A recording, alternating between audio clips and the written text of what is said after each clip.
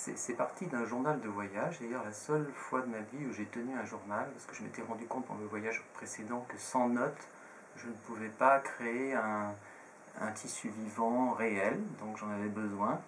J'ai donc pas pris au début pour des raisons personnelles ou intimes, j'ai plutôt pris pour avoir des choses factuelles. Et puis finalement, il est arrivé certaines choses quand j'y suis allé dans l'île de Pâques qui ont suscité un roman un peu différent de ce que j'avais imaginé au départ.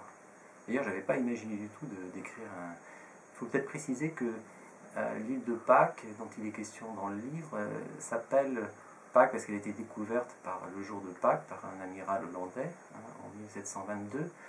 Et c'est sans doute la seule île du monde qui porte un nom du jour de sa découverte. Parfois, c'est le nom du navigateur, ou je sais pas, la baie de Cook, ou d'autres choses comme ça.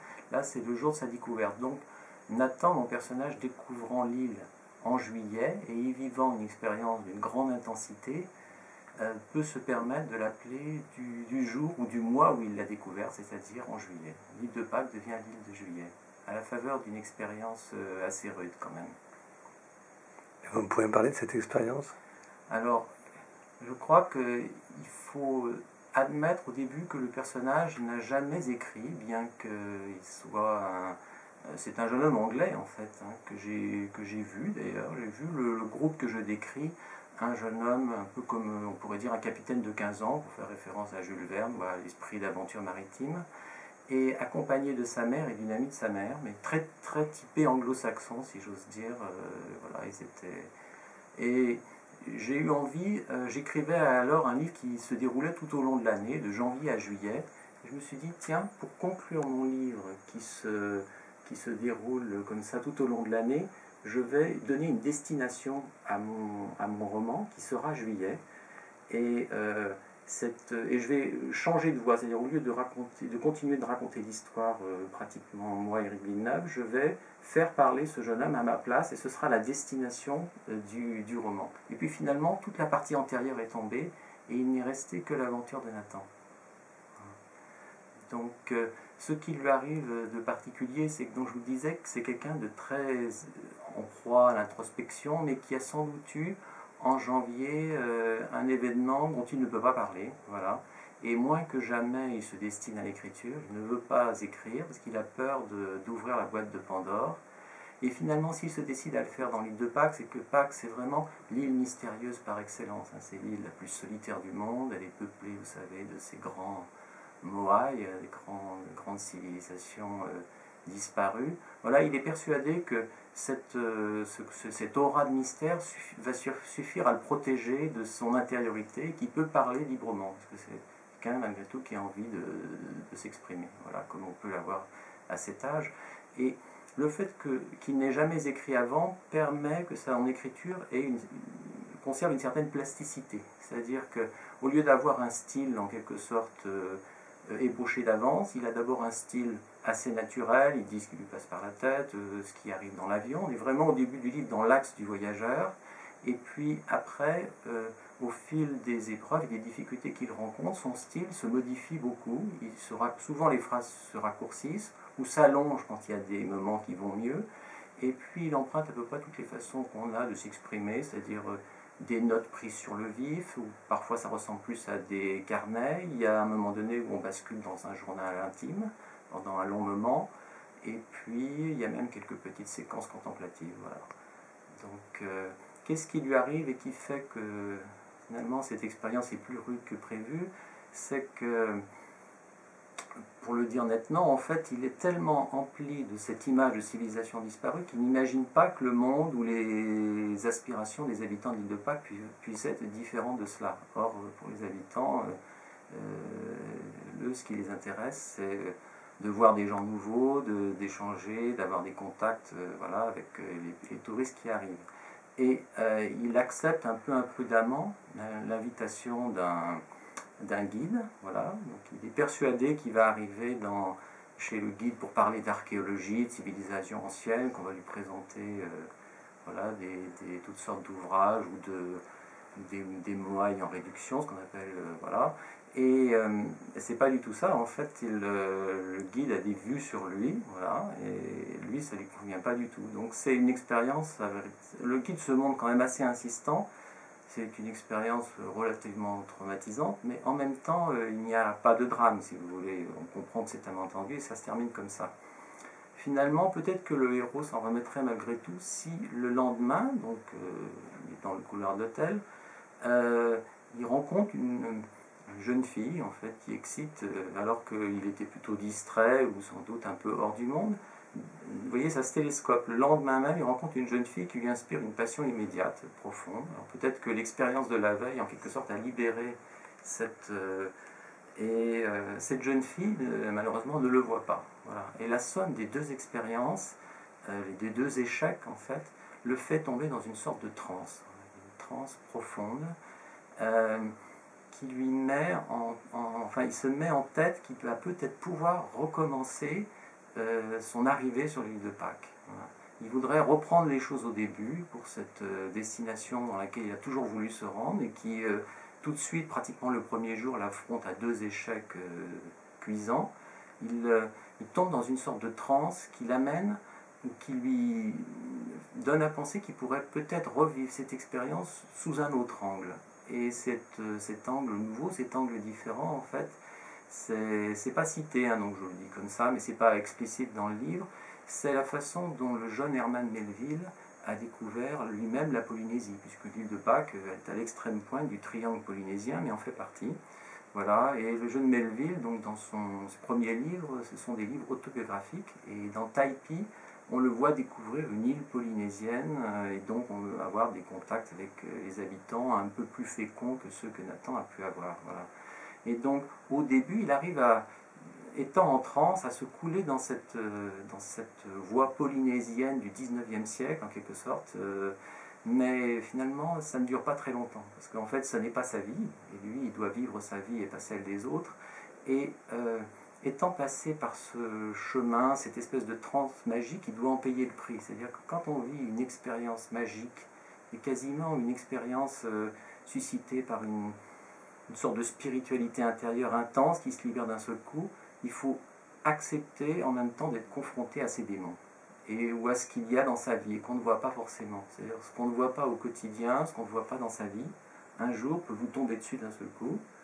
Et ce qui lui tombe dessus, c'est qu'il se rend compte que dans sa vie, il y avait peut-être une menace de mort imminente, une sorte, comme s'il y avait une maladie latente en lui ou un risque d'accident. Et d'un seul coup, Nathan, qui était venu là en voyage, en exploration, de la façon la plus légère possible, se retrouve confronté à une possibilité de mourir. Voilà. C'est une expérience à nouveau très forte et traumatisante. Vous voyez. C'est pour ça que je dis dans la 4e de couverture qu'il se produit une véritable réaction en chaîne dans cette île. Voilà. Et cette expérience est si forte que ça produit une sorte d'effet de blast, hein, comme on dit le souffle de l'explosion en anglo-saxon, on entend bien ce blast comme ça, enfin, sa vie et sa voix de narrateur est presque soufflée, comme est soufflée une bougie, et heureusement pour lui, parce que ce sont des choses qui arrivent aussi, quand on est comme ça frôlé par la mort, on s'en sort aussi parfois. Enfin, je veux dire, parfois la mort vous avertit, mais vous remet en selle en même temps, enfin, ou en tout cas une part de la vie vous remet en selle, et c'est ce qui lui arrive. Et alors, sa voix recommence, c'est-à-dire que sa voix qui allait s'interrompre, puisqu'il est narrateur de bout en bout du livre, il recommence à parler, mais très lentement. Et il se réveille dans un autre lieu, un lieu inconnu, qui n'est plus du tout une île, en fait, qui est une ville inconnue. Il est dans un appartement, et jour après jour, il reprend peu à peu conscience. C'est-à-dire qu'au début, il prononce très peu de paroles, comme quelqu'un qui est dans un état un peu extatique, qui sort du coma, qui sort de la mort, qui revient d'entre les morts. Et peu à peu, au contact de la vie quotidienne et de cette ville qui est vivante, hein, qui n'est pas abstraite, il se réinitie en quelque sorte à la vie et sa parole se réinitialise en quelque sorte, comme si elle avait subi une sorte de bug violent, et puis peu à peu, il peut parler un peu plus chaque jour, etc. Alors la particularité, c'est pour ça que je vous parlais tout à l'heure d'un journal intime, la particularité de cette expérience, c'est qu'il se rend compte en cours de route qu'il a débuté en janvier, à peu près, ou sans doute, où s'était déroulé dans sa vie antérieure l'événement traumatique dont il ne pouvait pas parler. Il repart de janvier, Et il s'aperçoit qu'en vivant et en écrivant chaque jour de janvier, on arrive forcément en juillet. Voilà. Et c'est finalement comme ça, puisqu'il est dans l'île qui porte un nom de mois, en partant de janvier, inéluctablement, en vivant chaque jour de janvier à juillet, il va pouvoir retourner dans son île. Voilà, et c'est ainsi que le livre fait une boucle et lui permet véritablement, par le journal, de retourner dans l'île de juillet et de recommencer tout à zéro. Et cette fois, effectivement, il ne recommence pas à zéro par la voix d'Herman Melville, il recommence véritablement en son siècle, en son temps, avec sa famille, etc. Il retrouve à nouveau le guide, mais tout recommence différemment. C'est-à-dire que le voyage dans l'île de Pâques est à nouveau raconté, mais d'une façon un peu différente. Et finalement, l'enjeu du roman, c'est de savoir si Nathan va réussir à passer le cap de la soirée fatidique chez le guide. C'est-à-dire comment ça va se passer cette fois, et si ça se passe bien, ou si rien ne se passe, est-ce qu'il va pouvoir continuer son voyage? Et on peut considérer que s'il continue son voyage, il est définitivement sauvé, en fait. Ce qui est un peu l'enjeu de ce livre. Et si vous voulez, ce scénario tel que je vous le raconte, c'est un scénario rétrospectif. C'est-à-dire qu'à aucun moment, je n'ai pensé à écrire l'histoire de cette façon. C'est-à-dire qu'elle s'est écrite en une dizaine d'années, bien que le livre soit quand même relativement court, et que j'ai écrit d'autres choses en marge. Chaque séquence, parce qu'en fait cette histoire est composée de plusieurs centaines de séquences différentes, mais je vous avoue, à chaque séquence, je n'ai pu les écrire qu'à certains moments. Par exemple, la séquence, le trauma, la peur de la mort, etc., je n'ai pas pu l'écrire pendant des années, il me manquait quelque chose pour le raconter en fait. À un moment donné, quelque chose s'est produit qui m'a permis de raconter ça, voilà, de l'intérieur en quelque sorte. Et finalement, toutes les pièces se sont assemblées, mais il n'y avait aucun scénario. Ça, c'est un scénario rétrospectif. Et à vrai dire, plus je réfléchis au livre, plus je vois qu'il y a une histoire particulière, continue, qui ne m'était pas venue à l'idée du tout. C'est pour ça que c'est quelque chose d'initiatique malgré moi. Je sais aussi que dans les romans, dans les schémas initiatiques, il y a toujours une mort, une mise au tombeau et une renaissance. Mais à aucun moment, j'ai pensé appliquer ce schéma. C'est manifester tout seul. C'est ce qui se manifeste quand on accorde une certaine confiance au verbe, quand on s'installe dans l'écriture, dans le verbe, quand on y va aussi pour très longtemps, pour un long voyage, pendant des années, et sans compter son temps, et sans dire allez, cette fois je termine, jamais je ne me suis dit ça. Là, certaines choses se manifestent. C'est une manifestation à travers le verbe, en confiance, dans le fleuve du verbe, maîtrisé, hein. Pas le fleuve qui charrierait tout ce qui passe par nous. Une maîtrise, une sorte d'équilibre qu'on trouve en parlant, en écrivant, le fait d'attendre que chaque séquence s'écrive à son heure comme elle doit l'être. Tout cela m'attendait et sans que je le sache. 10 ans? Une dizaine d'années. Ouais. Et je crois que ce livre ne ressemble pas du tout à un livre, enfin, tel que je le perçois, parce que j'ai souvent pensé à ces 10 années, par exemple, que ma Pérec a pris pour écrire la vie mode d'emploi, et c'est vrai qu'au bout de 10 ans, on voit véritablement un chef-d'œuvre, quelque chose qui reste. Là, vraiment, c'est pas ça, en fait, exactement. C'est plus. C'est moins, finalement, on pourrait dire, tiens, ce n'est que ça au bout du compte, et je le comprendrais très bien. Je le comprendrais très bien, parce que, en fait, ce qui était plus important encore que ça, c'était l'expérience, le fait d'accepter de subir les choses plus que de les maîtriser, et d'accepter de bout en bout d'être, en quelque sorte, l'objet plastique, la glaise d'une expérience qui vous façonne peu à peu. Voilà. Donc 10 ans, rien que pour ça, mais je suis très heureux que ce soit ça malgré tout. En fait, tous les types de chapitres sont des verbes, donc, et j'ai obtenu, si ça peut-être enchérissait un peu le livre, de les isoler sur une page blanche, vous voyez, ce qui a augmenté un peu la pagination du livre, parce que en fait, c'est un verbe, donc c'est un germe actif, un principe actif, qui est mis sur la page blanche, et puis après on tourne la page et on le voit agir, à chaque fois. Vous voyez, un verbe, principe actif, et après le verbe agit. Un verbe, puis le verbe agit. Et à un moment donné, quand le personnage justement arrive dans cette séquence de mort, dans cette transe de mort, pourrait-on dire plus exactement, il ne peut pas continuer à parler. Donc le récit change un peu de nature. Et comme je ne voulais pas recommencer directement par le journal, je voulais qu'il y ait cet effet de purgatoire un petit peu, hein, cette transition. Et j'ai trouvé à un moment donné, à la faveur d'un voyage en Bretagne, où j'ai vu un endroit somptueux qui s'appelle le sillon de Talbert. C'est un sillon qui s'enfonce dans la mer, sur plusieurs kilomètres et qui est creusé par deux courants contradictoires. Et j'ai trouvé en quelque sorte là la matière de décrire quelques séquences contemplatives qui permettent en quelque sorte de maintenir la voix du narrateur sans le rendre présent.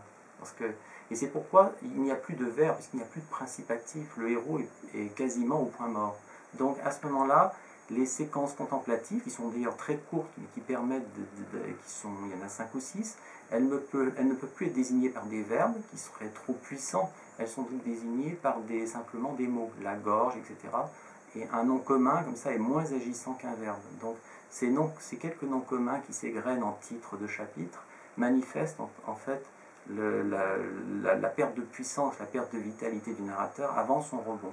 Et après, il n'y a plus de titre de chapitre parce que c'est le journal qui n'a pas de titre au début, puisque le héros se rend compte simplement au bout du 3e mois qu'il est en route vers juillet. C'est pourquoi son journal intime s'appelle Journal vers juillet, mais pas tout de suite, parce que ne sachant pas ce qu'il vit, il ne peut pas donner de titre. Donc il n'y a pas de titre. Voilà un peu la distribution des 3 titres. Et après, à la fin, quand le personnage arrive à se rétablir et qu'il recommence sa nouvelle vie dans la nouvelle île de Pâques, il ne peut pas changer, à ce moment-là, les titres des chapitres, c'est simplement la journée, les 3 journées qu'il est possible de raconter dans ce livre. Alors, la seule chose que je savais, en fait, d'avant, c'était comment finir, en fait. Parce que j'avais été absolument fasciné sur l'île de Pâques, et je crois que tout le monde est fasciné par quand on visite la carrière des Moaïs, et qu'on voit, en fait, ces Moaïs, avec ces grandes statues mégalithiques, qui étaient taillées dans le tube volcanique d'un volcan. Et on voit les Moaïs en cours d'ébauche, on voit les Moaïs qui allaient être acheminés vers les Ahus, c'est-à-dire les hôtels où on les dressait, et tout s'est arrêté d'un coup. Voilà, dans l'île de Pâques, cette civilisation des statues s'est arrêtée d'un seul coup, et des siècles après, on a l'impression de voir l'atelier abandonné la veille.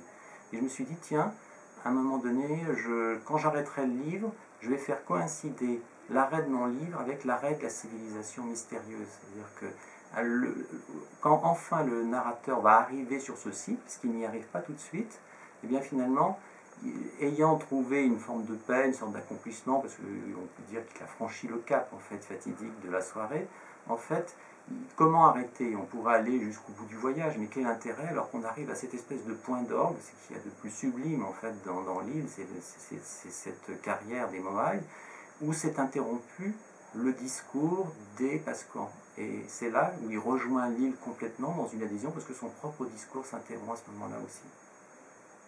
C'est la seule chose que je connaissais de la fin du livre.